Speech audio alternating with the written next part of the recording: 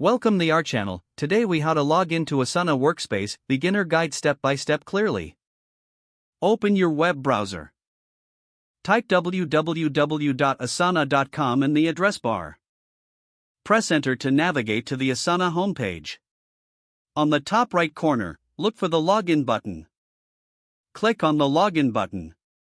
You will be directed to the login page.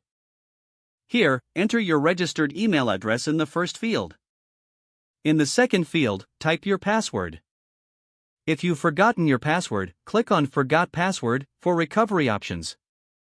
Once your email and password are entered, click on the Login button. If your credentials are correct, you will enter your Asana workspace.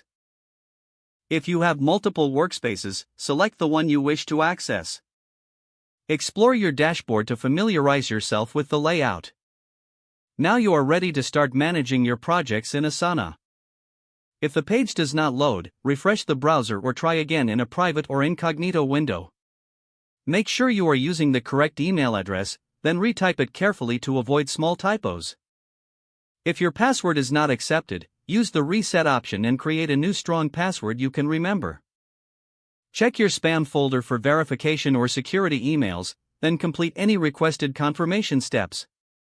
Enable two-factor authentication if available to improve account security and reduce unauthorized access risk. After signing in, review your profile details so your contact information and settings are accurate and current. If you see an error message, note it down and try again after restarting your device and internet connection. Log out when you finish, especially on shared devices, to keep your account and payment information secure. If the page does not load, refresh the browser or try again in a private or incognito window. Make sure you are using the correct email address, then retype it carefully to avoid small typos. If your password is not accepted, use the reset option and create a new strong password you can. Check your spam folder for verification or security emails, then complete any requested confirmation steps. Enable two-factor authentication if available to improve account security and reduce unauthorized access risk.